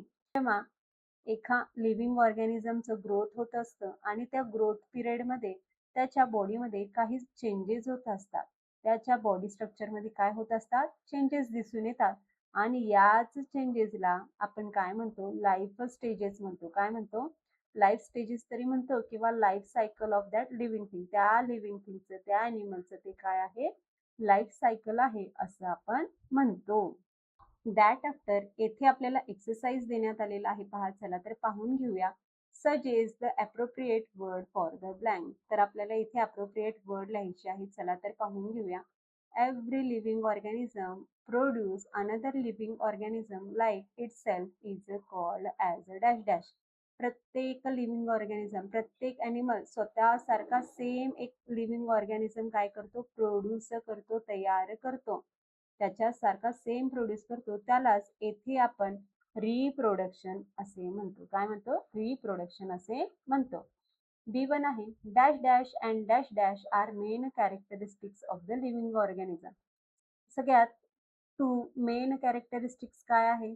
तर काय आहे? Growth and reproduction आहे.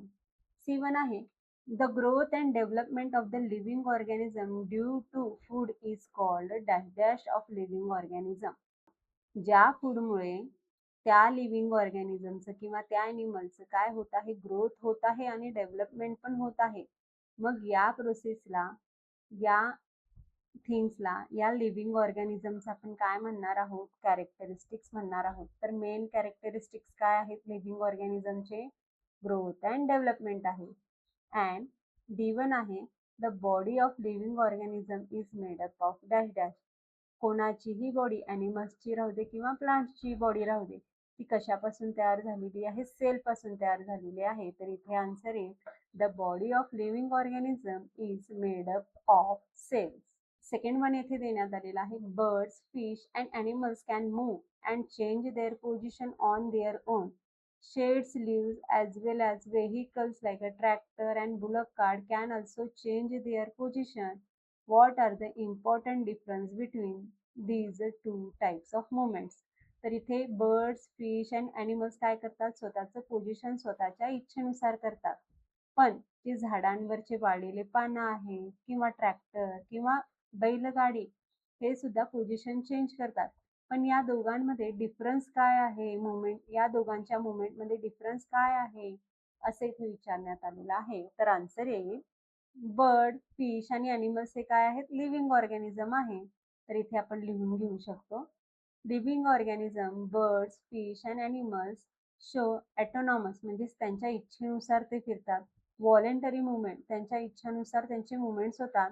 Drive internal life process to seek a food, shelter or a protection. तर food शोधण्यासाठी, अन्न शोधण्यासाठी, निवारा शोधण्यासाठी आणि स्वतःचं प्रोटेक्शन करण्यासाठी हे स्वतःच्या व्हॉलेंटरी मुवमेंट्स येथे घडवून आणतात. पण non living things like a shed leaves, जे गळलेली पानं आहेत, ट्रॅक्टर आहेत किंवा बुलक कार्ड आहे, ते स्वतःच्या इच्छेनुसार मूव्ह करत नाहीत. Cannot move on their own, स्वतःच्या इच्छेनुसार ते फिरत नाही. Their position change only due to the external force, जेव्हा आपण बाहेरून त्याला फोर्स अप्लाय करतो तेव्हाच ते काय होतात? मूव्ह होतात. Like a wind blowing of the leaf or engine or animal pulling a vehicle. जेव्हा वारा सुटतो तेव्हा वाळलेली पाने वाऱ्याने उडतात आणि जे काही ट्रॅक्टर आहे ते इंजिननं चालू होतो आणि जेव्हा ॲनिमल्स त्या बुलक कार्डला ओढतात, म्हणजेच काय, बैल जेव्हा त्या बुलक कार्डला ओढतो तेव्हाच ते बुलक कार्ड काय होतं? मूव्ह करायला स्टार्ट करतं. दॅट आफ्टर थर्ड वन आहे, germs of many diseases are extremely microscopic. They are so small that they cannot be seen with the naked eyes. Do such a living organism reproduce? What you think? Explain how you decide this. असे काही डिझीजचे germs आहेत जे खूपच extremely microscopic आहेत, ज्यांना आपण पाहू शकत नाही आणि ते खूपच स्मॉल असतात. आपल्या ओढ्या डोळ्यांनी आपण त्यांना पाहू शकत नाही. मग हे लिव्हिंग ऑर्गॅनिझम रिप्रोडक्शन करतात का हो? रिप्रोड्यूस करतात का? हे तुम्ही विचार करा आणि एक्सप्लेन करूनच सांगा असं म्हटलेलं आहे. तर आन्सर आहे yes, microscopic germs do reproduce. तर मायक्रोस्कोपिक जर्म्स पण काय करतात? रिप्रोडक्शन करतात. Sign they are a living organism. का? कारण ते लिव्हिंग ऑर्गॅनिझम्स आहेत.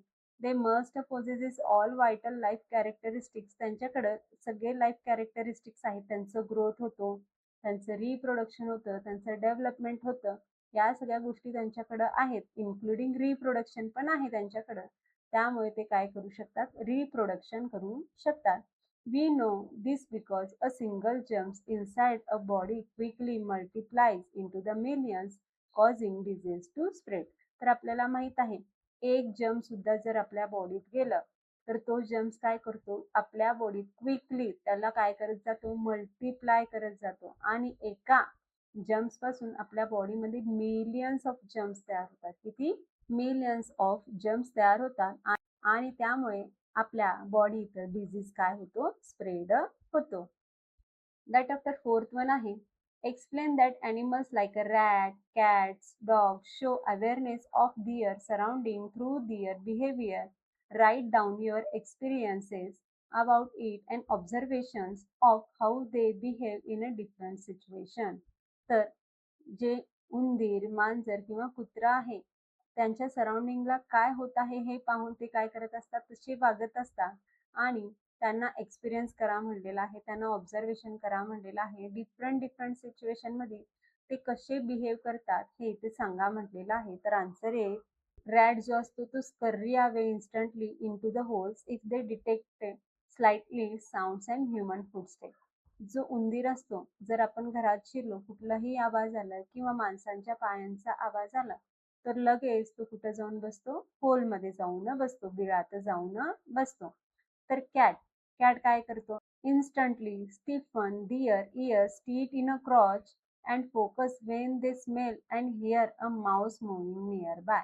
कशाचा तरी आवाज आला, कशाचं तरी स्मेल आलं किंवा कुठून तरी उंदीर गेला, तर लगेचच तो काय करतो? स्वतःचे कान टरकावतो. कोण? मांजर.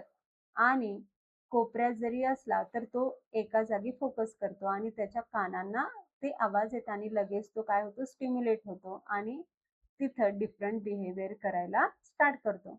आणि डॉग जो असतो पहा, bark to alert the household when a stranger approaches to get and wag their tails in joy when they see their owner. जेव्हा घराकडं कोण स्ट्रेंजर पर्सन आला, अनोळखी माणूस आला, त्याला पाहून तो काय करतो? ओरडायला चालू करतो.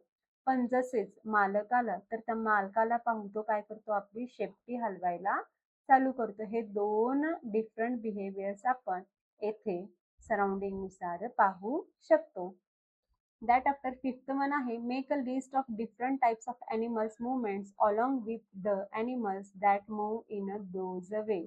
तर इथे आपल्याला लिस्ट तयार करा म्हणलेलं आहे. ॲनिमल्स डिफरंट डिफरंट टाईप्सनं कसं मुवमेंट करतात इथं सांगा असं म्हटलेलं आहे. तर आन्सर येईल फ्लाइंग करणारे. प्रत्येकाचं मुवमेंट वेगळं आहे. फ्लाइंग मुवमेंट आहे, स्विमिंग आहे, क्राउलिंग, स्लिथरिंग आहे, वॉकिंग, रनिंग आणि जम्पिंग हे सगळे डिफरंट डिफरंट मुवमेंट्स आहेत. त्या डिफरंट मुवमेंटनुसार कुठले ॲनिमल्स काय काय करतात इथं आपल्याला सांगायचं आहे. तर फ्लाइंग बर्ड्स, उडायचं काम कोण करतात? बर्ड्स करतात. Like a sparrows, pigeon, crows. आणि इन्सेक्टमध्ये येणार बटरफ्लाईज आणि फ्लाईज. स्विमिंग करणारे कोण आहेत? Fish, frog, turtle in a water असं आपण सांगू शकतो. क्राउलिंग, क्राउलिंग म्हणजेच काय? रांगणे. त्याला स्लिथरिंग पण असे म्हणतात. जो अर्थवॉर्म असतो म्हणजेच काय? गांडूळ.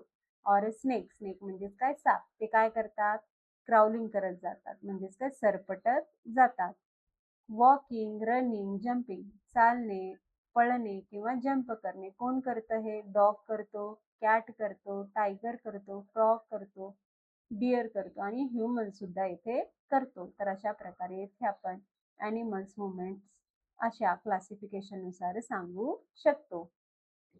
सिक्स्थ वन आहे, plants response to stimuli. Write down as many observation and experiences as you can which demonstrate this. तर प्लांट्स काय करतात? रिस्पॉन्स टू स्टिम्युली करतात. त्याचं ऑब्झर्वेशन आणि त्याचं एक्सप्रेशन्स तुम्ही काय करा म्हणलेलं आहे? एक्सप्लेन करा असं म्हटलेलं आहे. तर आन्सर येईल the leaves of the mimosa म्हणजेच काय? लाजाळू झाड. त्याला टच मी नॉट असं म्हणतात. तर जेव्हा त्याच्या आपण जवळ जातो तो लगेच काय करतो? क्लोज होऊन जातो, त्याची पाने बंद होतात. Plant branches grow bending towards the direction of the sunlight. आणि ज्या साईडनं सनलाईट येत आहे, ज्या डायरेक्शननं सनलाईट येत आहे त्याच डायरेक्शनला प्लांट्सची जी ब्रांचेस असतात ते काय होतात? ग्रो व्हायला स्टार्ट होतात. Plant roots grow downwards into the ground searching for a moisture. Certain leaves, like those on specific tree, hold up tightly together when the sun sets and open up when it rises. असे काही झाडांचे leaves आहेत, जेव्हा sunlight होतो तेव्हा ते open होतात, पण जसं सनसेट झाला ते काय होतात? क्लोज होतात. हे सुद्धा एक प्रकारचं काय आहे? मुवमेंट आहे. कुठं? प्लांट्समध्ये. दॅट आफ्टर सेवन्थ वन आहे, turtles stay in water for a long time. What do you? They come to surface repeatedly and poke their heads out of the water. Fish, however, do not try this and why? जे कासव असतात उशिरापर्यंत पाण्यात राहतात, पण ते कधी कधी सरफेसला येऊन, पृष्ठभागावर येऊन आपलं जे हेड असतं, डोकं असतं ते पाण्याच्या बाहेर काढतात. पण फिश असं का करत नाही असं इथे विचारण्यात आलेलं आहे. तर आन्सर येईल टर्टल्स आर रेपेटाइल्स. टर्टल्स हे काय आहेत? रेपेटाइल्स आहेत. ते एअरमध्ये काय करत असतात? ब्रीथ करत असतात थ्रू द लंग्स. त्यांना लंग्स असतात आणि ते एअर थ्रू काय करत असतात? ब्रीदिंग करत असतात. They must resurfaces periodically to perform inhalation and intake oxygen. जरी ते पाण्यात खूप उशिरा जरी राहिले, काही काळानंतर त्यांना इनहॅलेशनसाठी म्हणजेच काय रेस्पिरेशनसाठी कुठं यावं लागतं, सरफेसला यावं लागतं, जमिनीवर यावं लागतं आणि तेथूनच ते काय घेतात, ऑक्सिजन घेतात. पण जो फिश आहे, तो काय आहे, पाण्यातच राहणारा आहे.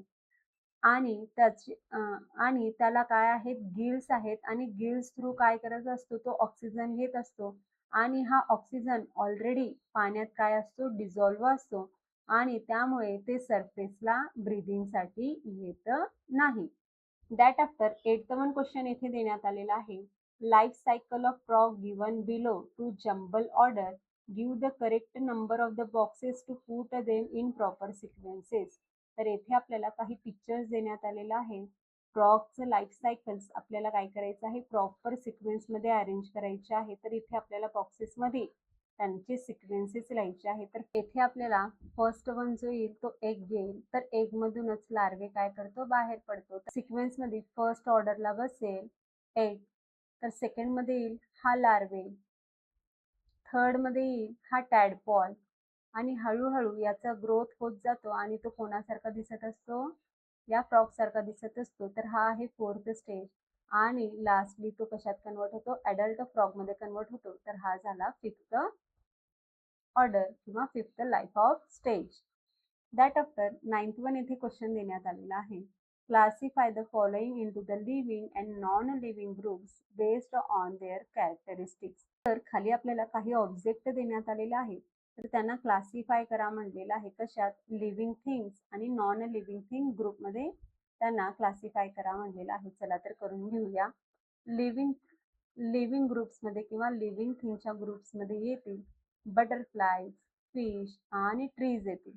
कारण यांचं ग्रोथ होत असते, यांचं डेव्हलपमेंट होत असतं आणि यांचं रिप्रोडक्शन सुद्धा होत असते. म्हणून हे कशात आले, लिव्हिंग ग्रुप्समध्ये आले. तर नॉन लिव्हिंग ग्रुप्समध्ये येणार stone, bicycle, book, air, kite आणि बस. कारण यांचा डेव्हलपमेंट, ग्रोथ आणि रिप्रोडक्शन होत नाही. दॅट आफ्टर 10th क्वेश्चन येथे देण्यात आलेला आहे. Write answer to the following question. तर इथे आपल्याला काही क्वेश्चन्स देण्यात आलेले आहेत, तर तिथे आन्सर्स लिहा असं म्हटलेलं आहे.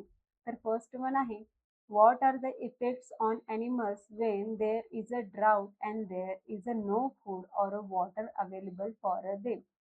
तर इथे काय म्हणलेलं आहे, दुष्काळ पडलेला आहे. दुष्काळ पडल्यामुळे ॲनिमल्सला अन्न पण अवेलेबल नाही, फूड पण अवेलेबल नाहीये आणि वॉटर पण अवेलेबल नाही. तर याचे इफेक्ट काय होणार आहे असे ते सांगण्यात आलेलं आहे. तर आन्सर येईल, because intake of the food and water is a core requirement of the life and growth. जर फूड घेतलं नाही, इनटेक केलं नाही आणि पाणी सुद्धा भेटलं नाही, तर जे लाईफ आहे आणि त्यांचं जे ग्रोथ आहे ते काय होईल, स्टॉप होईल. A drought forces animal to either migrate to other region in search of resources or face several starvation and physical weakness and dehydration and eventually widespread death. B1 सांगण्यात आलेलं आहे पहा. A tiger cub grows. Does it also develop? Explain this statement. इथं टायगरचा जो पिल्लू असतो त्याला कब असे म्हणतात. तो काय होत आहे, ग्रो होत आहे, त्याची येथे वाढ होत आहे. तर हे डेव्हलप आहे का, हे डेव्हलपमेंट आहे का, या स्टेटमेंटला एक्सप्लेन करा असं म्हटलेलं आहे. तर आन्सर आहे यस, इट्स ऑल्सो डेव्हलप. हे सुद्धा डेव्हलपमेंट आहे असं सांगू शकतो. Growth is simply and increase in physical size and weight. Growth म्हणजेच काय, फिजिकल साईजमध्ये आणि वेटमध्ये इन्क्रीज होणे आणि डेव्हलपमेंट काय होणार, या ग्रोथ सोबत येथे डेव्हलपमेंट पण होणार. म्हणजेच काय, बॉडी फंक्शन कसं करणे, येथे इंटेलिजन्स येणे म्हणजेच काय, बुद्धिमान होणे आणि वर्क कॅपॅसिटी, काम करण्याची क्षमता तुमच्यात निर्माण होणे. As a tiger cub grows larger, it simultaneously develops survival skills such as running fast, stalking prey, complex technique and the hunting efficiently. तर ग्रोथ सोबत येथे टायगरचा जो कब असतो, टायगरचा जो पिल्लू असतो, तर तो येथे डेव्हलपमेंट पण त्याचं होत असतं. तर तो वेगवेगळ्या सर्वायवल स्किल, जगण्यासाठी वेगवेगळ्या तो स्किल शिकत असतो. जसं की फास्ट पळणे, शिकार पकडणे, वेगवेगळ्या टेक्निकनं कसं शिकार पकडायचं, हंटिंग कसं करायचं, या सगळ्या गोष्टी येथे तो ग्रोथ सोबतच शिकत असतो. तर अशा प्रकारे येथे आपण एक्सरसाइज एक्सप्लेन करू शकतो. तर अशा प्रकारे आज आपण lesson number 1 characteristics of living organism हा लेसन पाहिलो. तर व्हिडिओ आवडल्यास लाईक करा, शेअर करा, सबस्क्राईब करा. पुन्हा भेटूया असेच अनेक व्हिडिओ घेऊन. Bye bye.